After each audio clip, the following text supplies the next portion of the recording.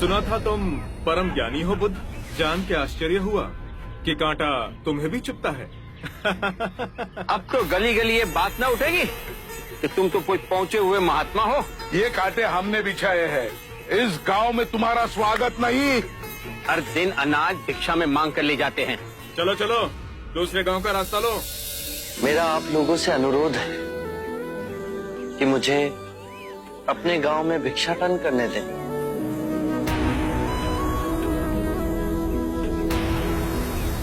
ठीक है, भिक्षा चाहिए तो दे अपने रक्त की आहुति।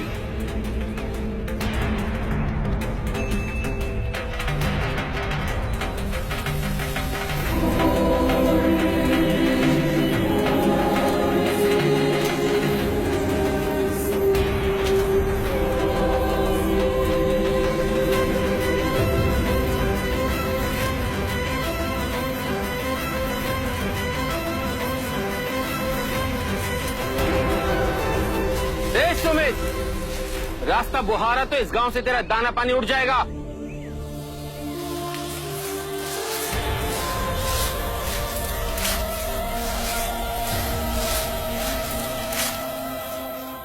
आप गांव में प्रवेश कीजिए। इन मुट्ठी भर लोगों से कई अधिक लोग आपको भिक्षा देने के लिए आतुर हैं।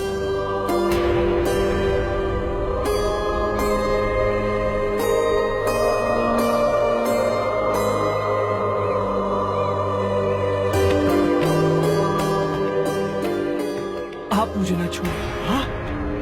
नहीं तो मेरी छाया भी पड़ी, आप दूषित हो जाएंगे। क्यों दूषित हो जाऊंगा मैं? तुम भी हम सभी की तरह मनुष्य ही हो, और एक मनुष्य का स्पर्श दूसरे मनुष्य को कैसे दूषित कर सकता है?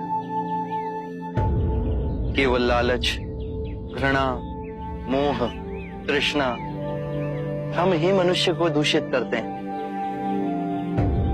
और तुम जैसा मनुष्य जिसमें इतना प्यार भरा हो, वो केवल दूसरों को सुख ही दे सकता है, दुख नहीं। कैसे महात्मा हो तुम? तुम्हें तो जाति वर्ण का ज्ञान भी नहीं है। चोला पहने कोई सन्यासी नहीं होता। अरे पाखंडी हो तुम, पाखंडी। जो मानव से उसकी मानवता को छीनता है, पाखंडी वो होता है। यदि मुझे पाखंडी कहे आप सभी को संतोष मिलता है तो ये उचित है, परंतु इस मनुष्य में भी हमारी तरह प्राण बसे। इसे नीचा कहे, इसका तिरस्कार करना सबसे बड़ा पाखंड है। यदि जानते नहीं हो तो मैं बता दूं, ये धर्मशास्त्र है। पाखंड कैसे हुआ? जिस मिट्टी से सारी मानवता का सृजन हुआ उसी से इसका भी हुआ। मानव और मानव में भेद कर आप सृजनकर्ता पर कीचड़ उछाल रहे हैं। यदि हम आकाश में कीचड़ उछालेंगे तो आकाश तो ऊंचा ही रहेगा, परंतु कीचड़ वापस हमारे ऊपर ही गिरेगा। आकाश ने तो भेद नहीं किया, वो हम सभी को एक पिता समान ढके हुए है। ये धरती धान उपजती है, इसने हमारे साथ भेदभाव नहीं किया। ये हवा हम सभी के लिए समान बहती है। पानी हर प्यासी की तृष्णा को बुझाता है। जब प्रकृति भेदभाव नहीं करती तो हम मनुष्य में भेदभाव क्यों करते हैं? यदि ऐसा है तो इसे संघ में भिक्षु क्यों नहीं बनाते? बहुत अच्छा सुझाव दिया आपने। सुनीत, क्या तुम भिक्षु बनना चाहोगे? मैं अछूत, आप जैसे महात्मा का भिक्षु मैं इस योग्य नहीं हूँ। जो मनुष्य दूसरे मनुष्य की पीड़ा को देख व्यथित हो जाए, उससे उत्तम कोई दूसरा नहीं। मैं बुद्ध स्वागत करता हूँ सुनीत का हमारे भिक्षु संघ में।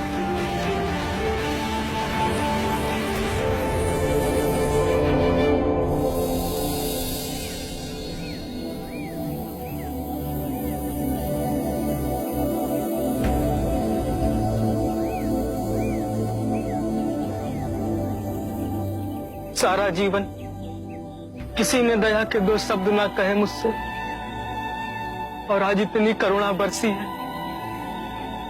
पहली बार ऐसा लग रहा है कि मैं भी मनुष्य हूं, पर जो मैं कर रहा हूं यह अधर्म तो नहीं? जो अधर्म आज तक हुआ वो अब नहीं होगा। हर मनुष्य में चेतना का द्वार है, बस उसे ही अपनी संभावना को पाना है, अपनी गरिमा पे पुनः लौटना है। मेरा मार्ग प्रेम का है, तो वहां सबका सत्कार है। गंगा, यमुना, ऐरावती, सरयू, माही, ये सब नदियां हैं, और ये सब अंत में वह सागर में मिल जाती हैं। वहां उनका ना भेद होता है, ना ही नाम। उसी प्रकार जिस भी मनुष्य ने अपना गृह त्याग कर सत्य के पथ पर चलने का निश्चय किया, चाहे वो ब्राह्मण हो या क्षत्रिय, वैश्य या शूद्र ही क्यों ना हो, उसी महासागर में विलीन हो जाते हैं।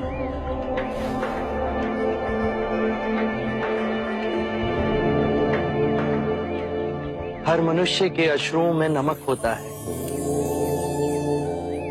उसके लहू का रंग लाल होता है।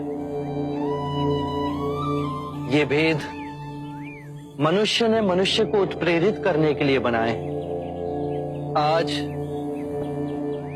मैं इन भेदों को काटता हूं। आज सुनीत को दीक्षा देना क्रांतिकारी होगा।